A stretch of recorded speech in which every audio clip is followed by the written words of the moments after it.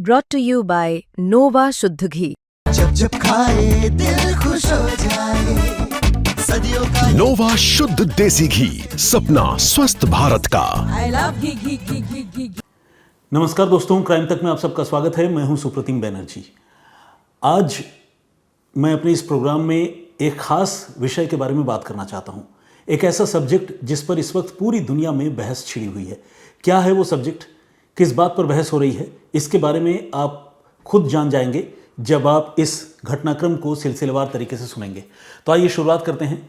ये मामला है आयरलैंड का और तारीख है 8 जुलाई 2025, यानी इसी साल की बात है, जुलाई महीने की। 8 तारीख को आयरलैंड की रहने वाली एक महिला अपने घर से लिथुआनिया घूमने जाने की बात कहकर निकलती है। महिला का नाम है मॉरिन स्लॉव और वो आयरलैंड के कवान शहर की रहने वाली है। उम्र है 58 साल।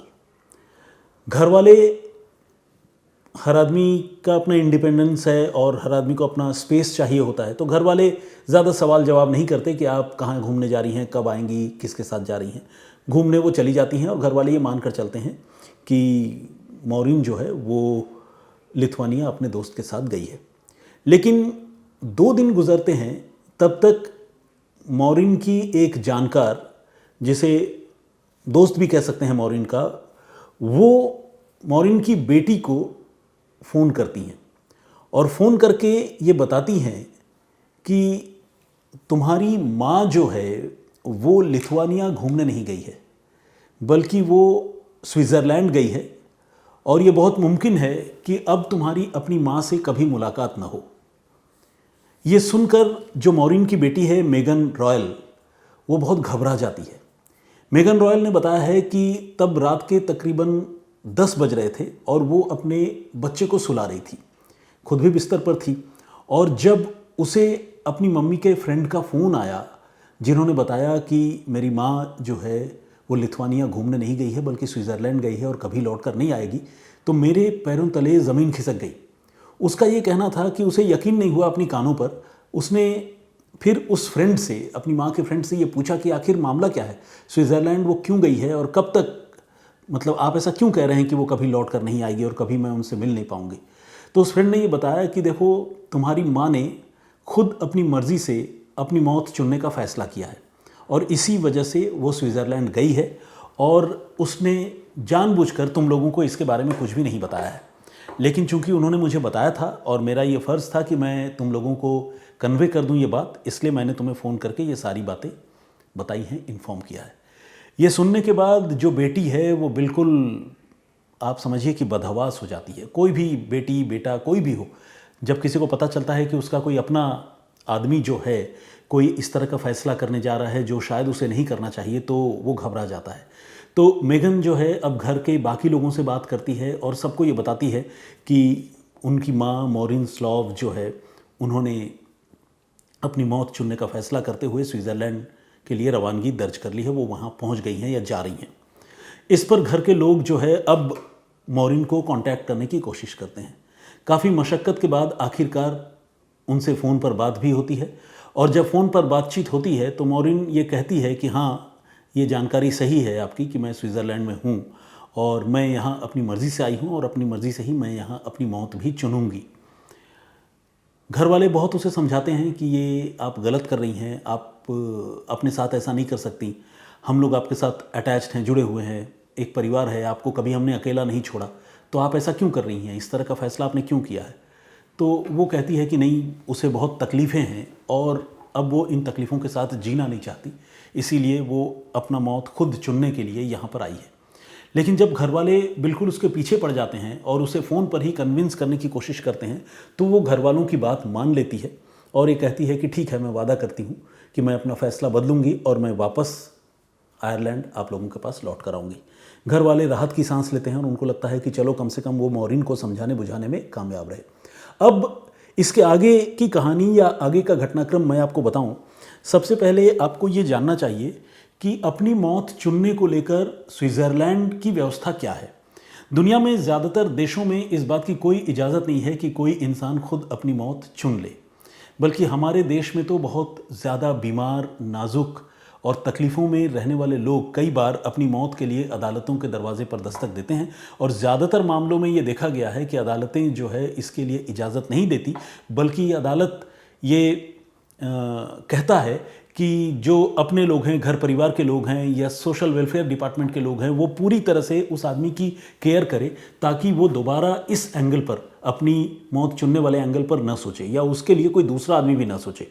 आपको याद होगा इसी क्राइम तक पर हमने दिल्ली की भी एक ऐसी ही खबर आप लोगों को बताई थी, दिखाई थी, जिसमें एक लड़का जो दशक भर से ज़्यादा समय से बेड रिडन है और वो अपनी मर्ज़ी से अपने नाक पर बैठी हुई मक्खी को भी नहीं उड़ा सकता, इतना वो लाचार है। उसके पेरेंट्स ने उसके लिए मौत चुनने की फरियाद की थी और सुप्रीम कोर्ट में उसके लिए अर्जी दी थी, लेकिन सुप्रीम कोर्ट ने उस अर्जी को ठुकरा दिया था और सरकार को ये पाबंद किया था कि उस परिवार की मदद की जाए ताकि वो बच्चे का अच्छी तरह से देखभाल कर सके। लेकिन स्विट्ज़रलैंड का जो कानून है वो कुछ अलग है। स्विट्ज़रलैंड में जो कानून है उसके मुताबिक 1942 से ही वहाँ इंसान को अपनी मौत चुनने का हक दिया गया है और इसके पीछे का लॉजिक या तर्क ये है कि जिस तरह से इंसान को अपनी मर्जी से स्वाभिमान के साथ जीने का हक है, उसी तरह से इंसान को अपने लिए मौत चुनने का भी हक है। लेकिन इसके लिए भी कुछ टर्म्स एंड कंडीशंस हैं और वो टर्म्स एंड कंडीशंस जो हैं वो बहुत क्लियरली डॉक्यूमेंटेड हैं और उसमें सबसे मुख्य जो 4 पॉइंट्स हैं उसके बारे में मैं आपको बताना चाहता हूँ। एक तो ये कि कोई भी इंसान जो इस तरह का फैसला करता है या इस तरह का फैसला करने के बारे में सोचता है तो उसका जो है बहुत साउंड मेंटल कंडीशन होना चाहिए, यानी मानसिक रूप से अगर वो आदमी विक्षिप्त है या कोई पागलपन जैसी चीज़ है या मान लीजिए किसी अवसाद से घिरा हुआ है तो उसे इस तरह का फैसला लेने का हक नहीं है। उस इंसान को मानसिक रूप से बिल्कुल स्वस्थ होना चाहिए ताकि वो अपने बारे में सही फैसला कर सके। पहली शर्त तो ये है। दूसरी शर्त जो है वो ये है कि कोई भी इंसान खुद इंडिपेंडेंट तरीके से अपने बारे में फैसला करे, वो किसी तरह के बाहरी दबाव में या कोई आदमी या कोई ऑर्गेनाइजेशन या ग्रुप ऑफ पीपल उस पर किसी तरह का कोई इन्फ्लुएंस ना करे, इस चीज़ को इंश्योर करे। और अगर वो खुद अपने लिए फैसला करता है तो वहाँ की सरकार इस बात के लिए उसे इजाज़त देती है कि वो अपनी मौत वो खुद चुने।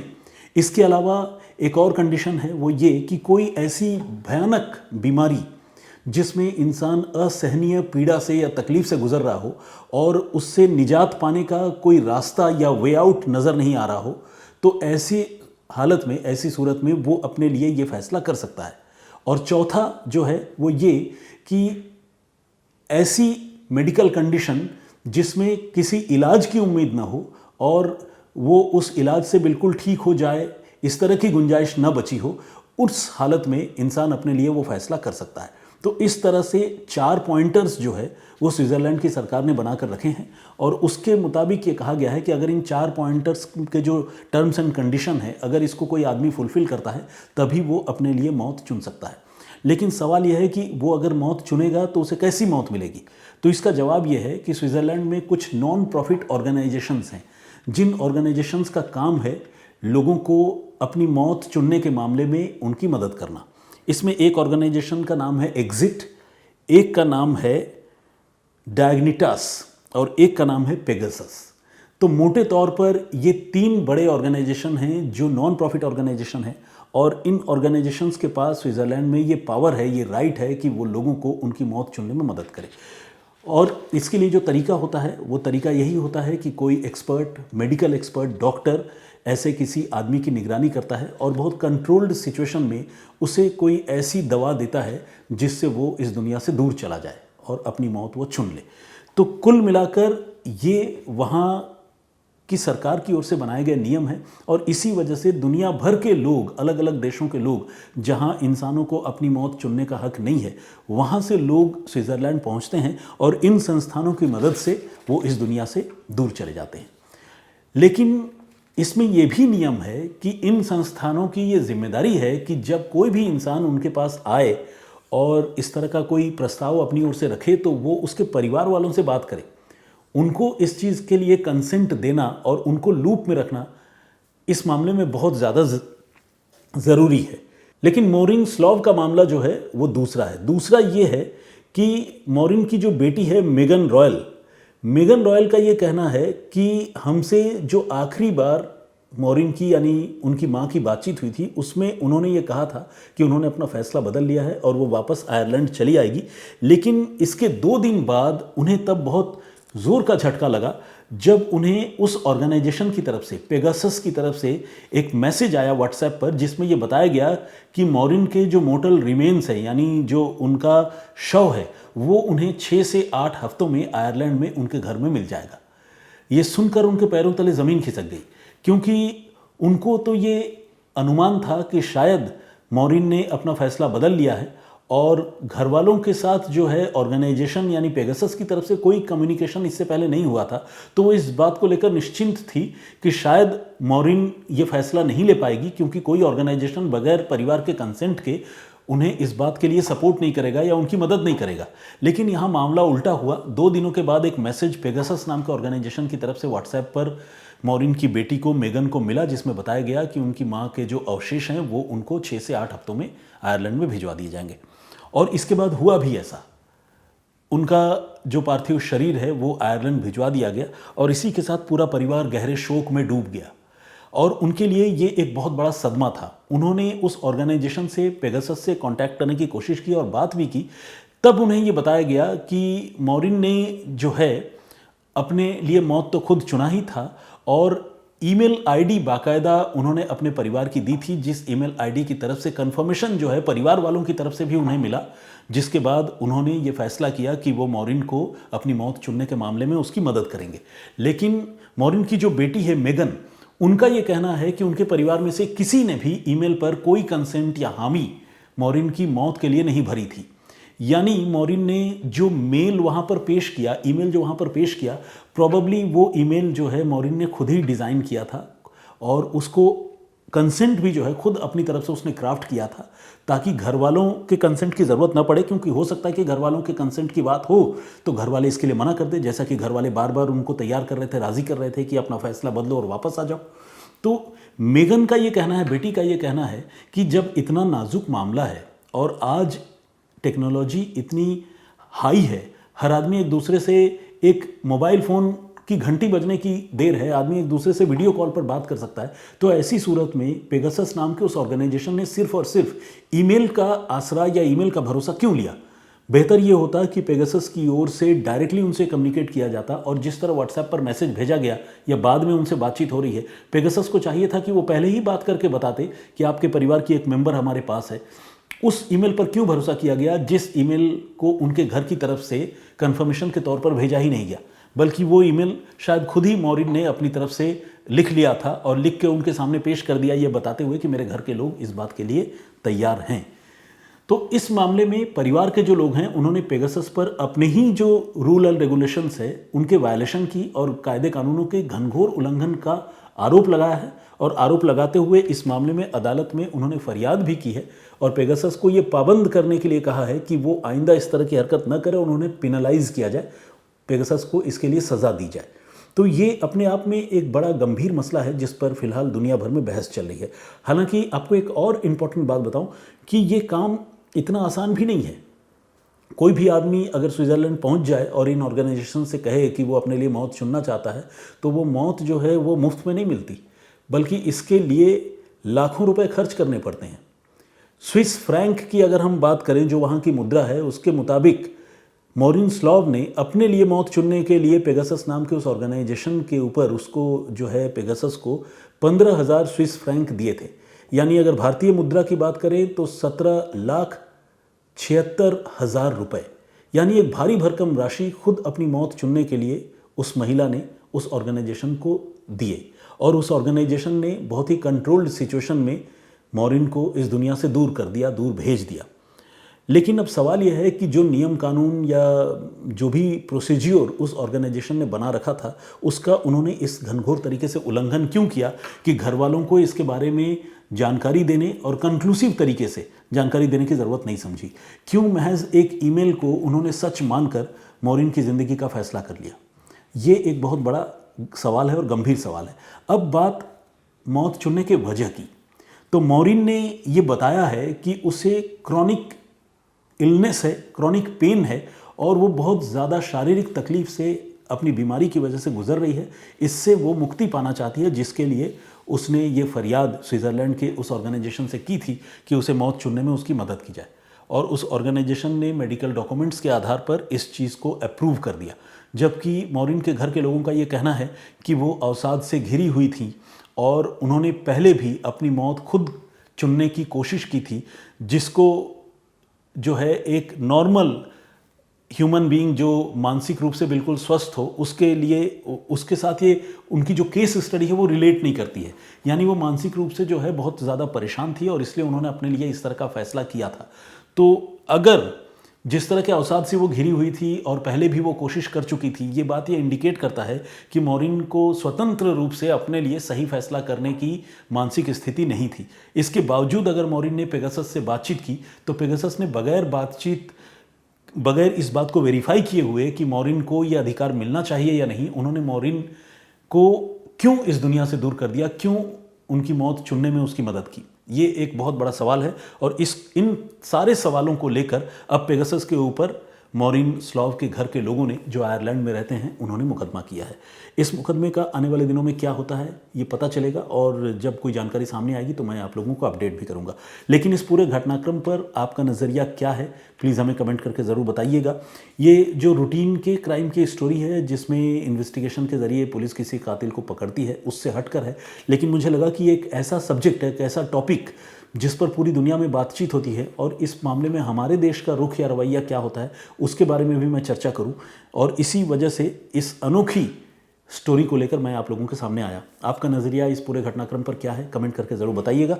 लेकिन इस पेशकश को ख़त्म करने से पहले जो मेरी प्रीवियस स्टोरी थी, आइए उस पर आप लोगों से बातचीत करता हूँ। एक शख्स जो अपने घर से तकरीबन 10 महीने से गायब था, अपने घर के पीछे 400 मीटर के फासले पर एक गड्ढे में दफन मिला। कैसे वो शख्स गायब हुआ, कैसे उस गड्ढे तक पहुंचा, इस पर हमने स्टोरी की थी, सुनाई थी आप लोगों को, और उस पर बहुत सारे लोगों ने कमेंट किया है। तो जिन लोगों ने वो स्टोरी नहीं देखी, आपसे गुजारिश है कि क्राइम तक के प्लेलिस्ट में जाकर आप उस स्टोरी को देख सकते हैं। पीके चंद्रा ने कमेंट किया है, उन्होंने नमस्ते कहा है, थैंक यू वेरी मच, मेरी ओर से भी नमस्ते आपको। प्रकाश पटेल ने भी कमेंट किया, उन्होंने कहा है कि ये सिलसिला कब तक चलेगा सर जी। इसके अलावा सीमांचल साहू का कमेंट है, उन्होंने कहा है कि वो ओडिशा से हैं और पता नहीं कि नॉर्थ साइड में भी सब्बल ही बोलते होंगे उस लोहे के सरिया को। बिल्कुल, एक लोहे का औजार होता है, बल्कि लोहे का रॉड होता है जिसका एक सिरा जो है वो शार्प होता है, जिससे मिट्टी की खुदाई होती है।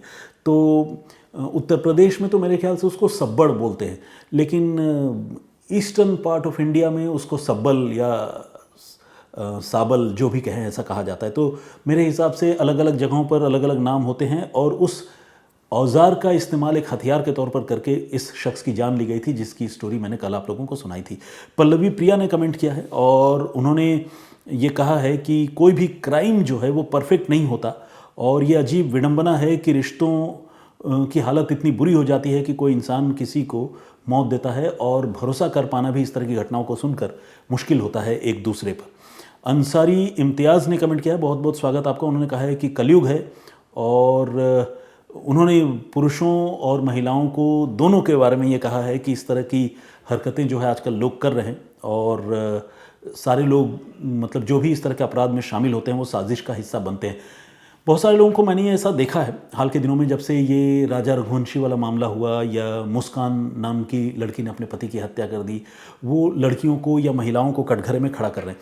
लेकिन ऐसा करते वक्त मेरे हिसाब से लोगों को ये भी सोचना चाहिए कि कोई भी महिला अगर इलिसिट रिलेशनशिप की वजह से अपने पति या किसी पुरुष की जान लेती है तो वो अकेली इस तरह के अपराध में शामिल नहीं होती है, उसके साथ उसका कोई नोन, कोई बॉयफ्रेंड, कोई जानने वाला भी इसमें शामिल होता है। तो देखा जाए तो इस अपराध में जितना रोल महिला का है उतना ही रोल पुरुषों का भी होता है। तो सिर्फ और सिर्फ महिलाओं को दोष देना ठीक नहीं है।